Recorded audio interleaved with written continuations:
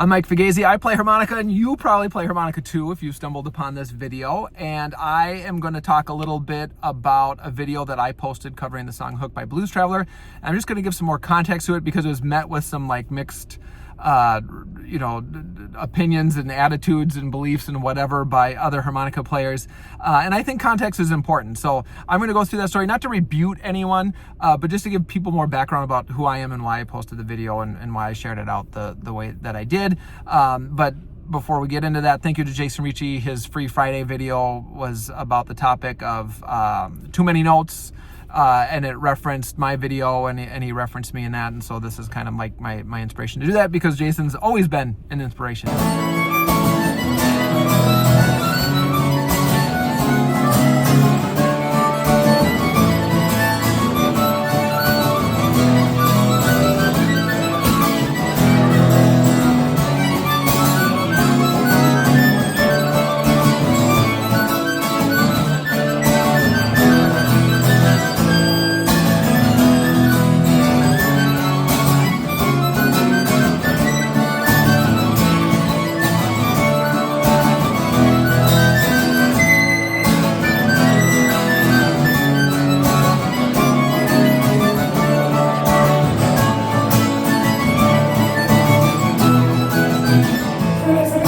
I'm a late bloomer. I'm going to turn 45 in a couple days here, but I didn't start playing harmonica till I was in my 20s. I was about 21 years old. I think it was November of 2022. And this is how I got there. So as a kid, I sang. I sang in elementary school. I sang at church. I sang in junior high, high school, and college. And then I sang in a cover band in college. I was first introduced to the harmonica through Runaround by Blues Traveler in 1994. I was 13 years old.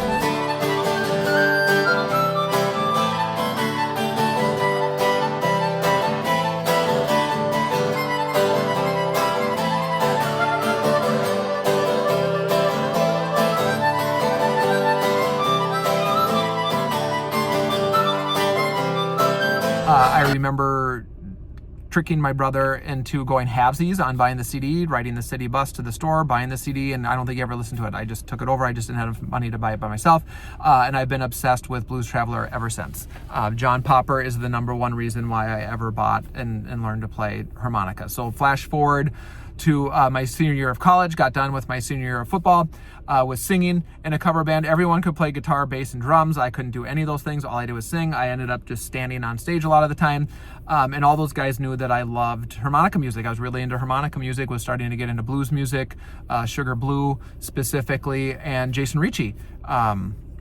And at that time, it was hard to find things, ways to learn things on internet. You really had to like go on eBay or a site and like buy the CD and get it. And there weren't videos, there wasn't YouTube, there were tab books, right? So that was kind of what was accessible. And how I stumbled upon getting my first harmonica was actually a trick. So I was complaining about not learning an instrument. My friend Kevin said, well, I know how to play harmonica. If you go buy one, I can show you.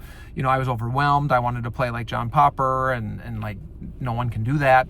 At least in 2002, that wasn't a very popular approach. So I went and bought a harmonica, came back to his house, and then he's like, I don't know how to play harmonica, but you bought one, so now you gotta learn. That's how I got tricked into it. A few weeks later, went to my first Blues Traveler concert, caught a harmonica in D during the song Sweet Talkin' Hippie.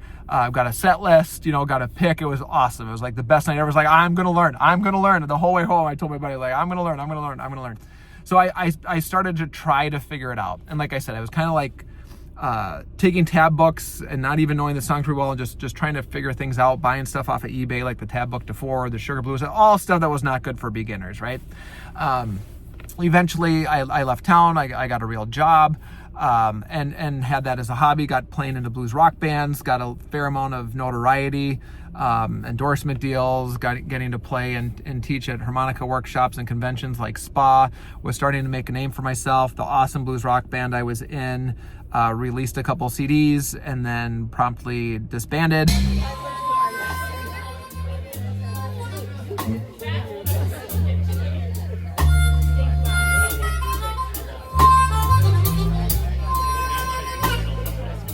And then I was in the abyss of not playing very much. right as the internet and social media was starting to get big. So it was still like I was known on a couple forums, but it wasn't like this big thing like it is now to be all over social media and have people know who you are. So I'm slowly creeping into that as I switched jobs a couple of years ago and have gone back to gigging, and I primarily play covers in a mostly acoustic duo 3-4 times a month. I get paid well to do it. I play songs that people want to hear. I manage all of that. I am the quarterback and the general manager of that project. And that takes me to somebody recording a video and giving it to me of us playing Hook last week. And it was 2.5 minutes. And I posted the whole thing because I really thought it was just a good performance by us.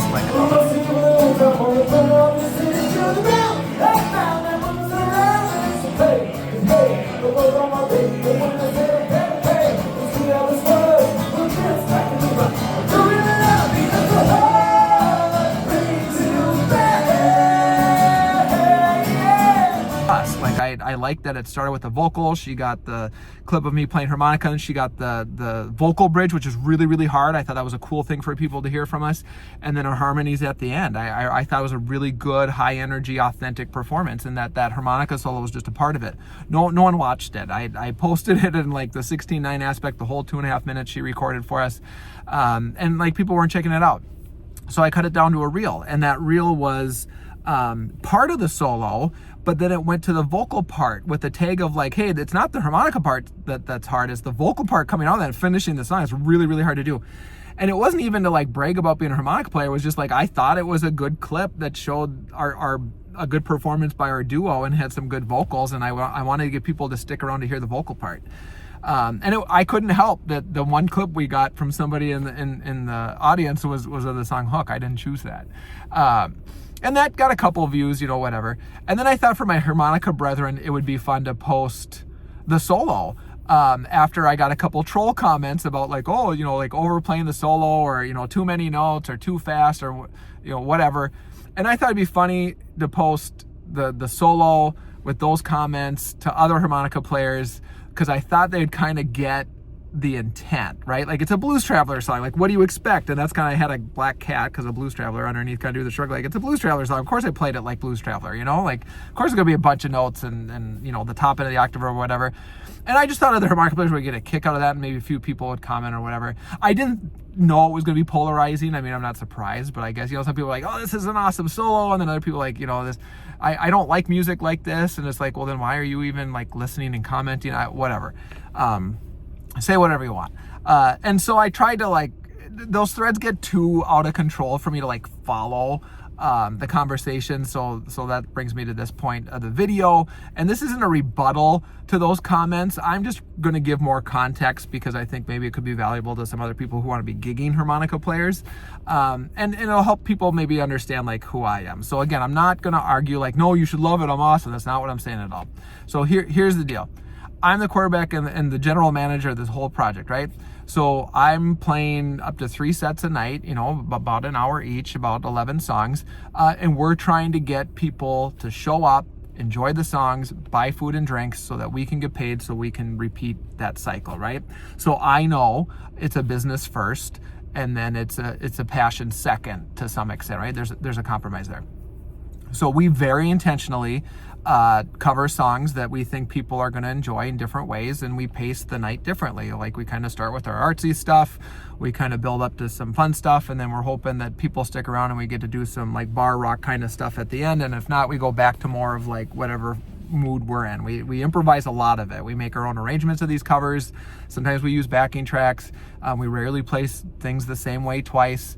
I'm very proud of that project and how we sound and what we do in the songs that we pick. And a few times in a set, like, I go nuts on harmonica. I get to play a lot of harmonica. Like, it's a very harmonica-centric project. It's very Blues Traveler in that theme. But I don't get to do that all the time, right? And so I have very intentionally chosen to cover Hook and Run Around as much as I can. We don't really play a lot of other songs with harmonica originally on the recordings. Like, we do Mary Jane's Last Dance, for example, or Long Train Running are a couple examples. But I don't even tend to play those like they were originally recorded. They're more of an homage to that. And we play them mostly because people like those songs.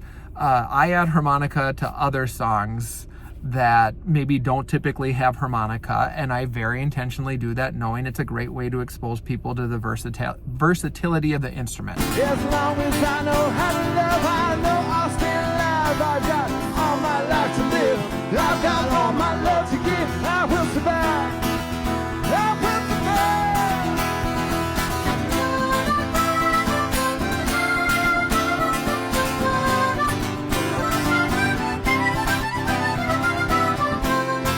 I want to be a storyteller. I want to tell part of that story with harmonica.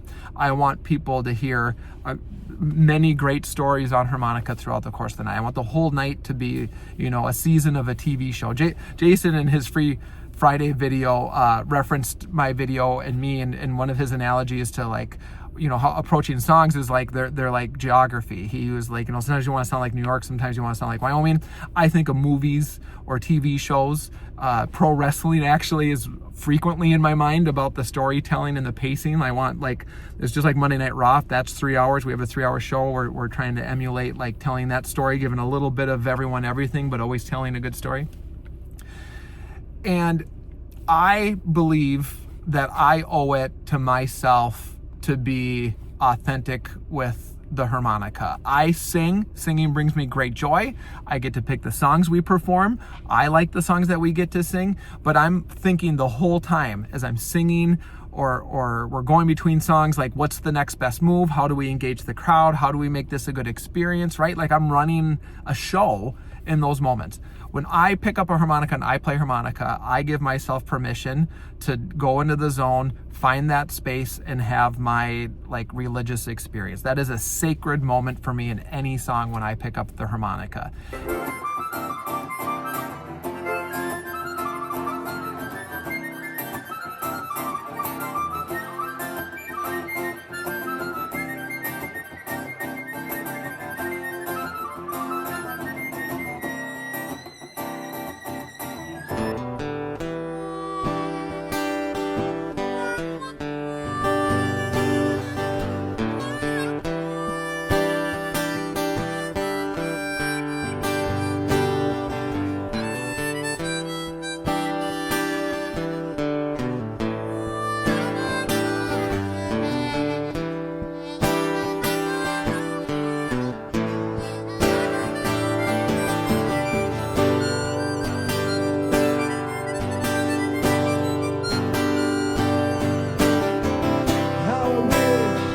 And that's the compromise I make. I will game manage the rest of the show. When the harmonica gets to my lips, that's very selfish.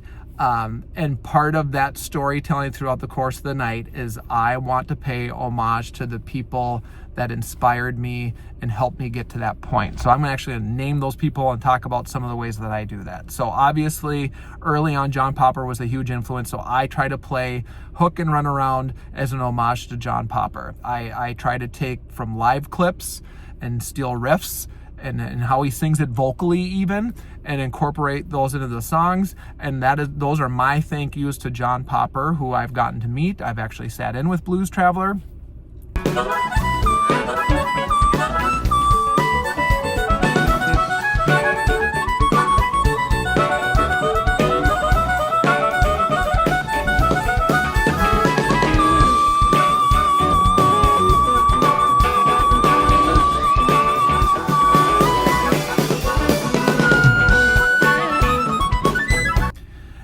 And I don't plan on giving that up. I don't feel the need to say, I'm going to make that bluesy, I'm going to play it like Lee Oscar to be different. No, those are my homages to John Popper. I can play Mountains Wind again, very similar to John Popper as well. And then after that, I can play in that style, but I can't be a direct derivative. That's not what works for me. Somebody else that I owe a ton to is Jason Ricci. And when I cover a song, specifically Freebird, I think that song, that's where most of that comes out. I spent tons of time workshopping because he's one of the first guys on the internet I found talking about how he plays the way he plays, and that made it more accessible than some of the John Popper stuff. And videos over the years have really resonated with me of how, John plays he plays intricate melodies with clusters of notes. maybe that's kind of a Charlie Parker thing, maybe. And Jason plays these rhythms, right? So John Popper to me is about like playing shapes, and Jason Ricci to me is about playing rhythms. So when I cover Freebird, I feel, and I never learned Freebird note for note. One person called it out.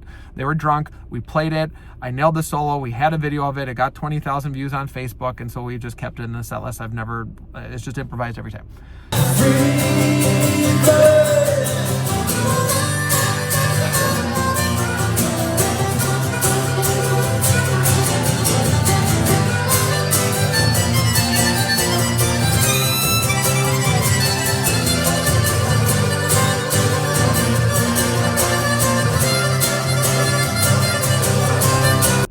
Another, well-known player that's contributed a lot to me is Lee Oscar. And there are Lee Oscar riffs that I totally steal. When we play Little Wing, I feel very much like that's my homage to Lee Oscar.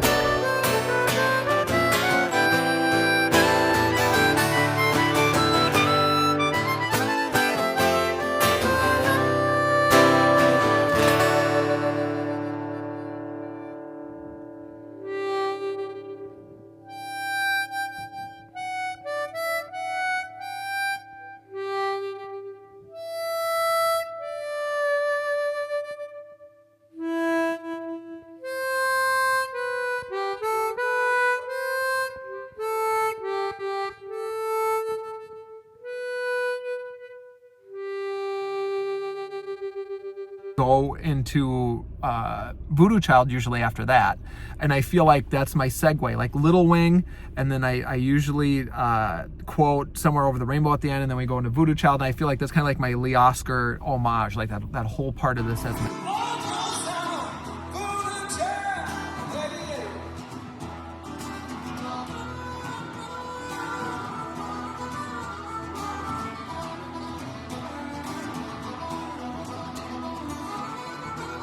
when we play anything country, I just think about Mickey Raphael. I have to be frantic in a high energy acoustic duo. It's like a more serious version of Tenacious D is maybe how we approach it. So I don't get to have my Mickey Raphael moments too much in that group, but when I sit in with other people, I'm always trying to think of like, how can I be like Mickey? How can I be like Lee? So that happens more maybe in some of those moments. There's a couple other people who maybe have more of an impact on like my own voice because of lessons they've learned, and it's less paying homage, and those are the people I ripped off the most. So actually the people I feel like I rip off the most or most derivative of is number one is Clint Hoover. So I play all his easy stuff fast. So I'm most like Clint Hoover. I can't play his complicated stuff whatsoever. I am not nearly as good of a harmonica player as he is, but I can play some of his stuff fast. And he was my first and longest term teacher. So I feel like that's where that comes from. So Clint is like, if without Clint Hoover, I'm not able to play any of the other stuff anyway. And then I was very, very good friends with Chris McCulloch.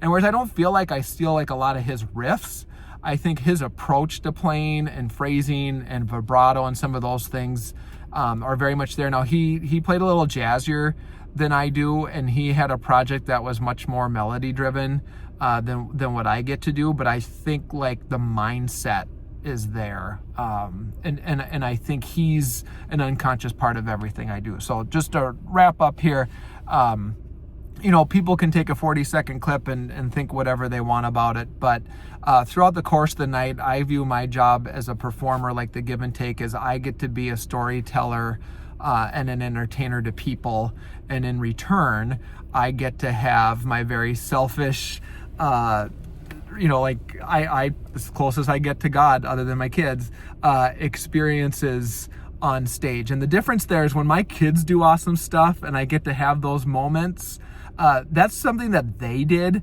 I don't get to choose that. When I play harmonica and I get to have those moments, that's something that I did. So I have control over that. So over the years, I've learned that I'm very willing to compromise in what I do, as long as when I get to play harmonica, I get to play harmonica how I want to do it, and that's where I choose to not compromise. And so yeah, somebody can take a 40-second clip a hook and crap all over it, or tell me whatever, they didn't hear the whole song, they didn't listen to the vocal performance, they didn't hear the song before or after that, they don't know what the audience was in the mood for, all of that. And those are things that I really take to heart and take serious, and are a big part of my identity as a musician. And so just as a reminder as we close, like, I am a full-time dad and a full-time professional and a very part-time musician, and I'm a part-time harmonica part of being a part-time musician. So I get the luxury to do that. I'm not relying on music for my next meal. It helps pay for my next meal, for sure, but I get to keep that little bit of artistry in that way because of the privilege of being able to pick and choose where I play, how often, and who I play with. If it was a full-time career, it'd probably be a different experience. I'd probably have to compromise a lot more with the harmonica. But thanks for hanging in there with me, and I'll try to hopefully I got some inserted video clips as I went here of my playing, and I hope this helps.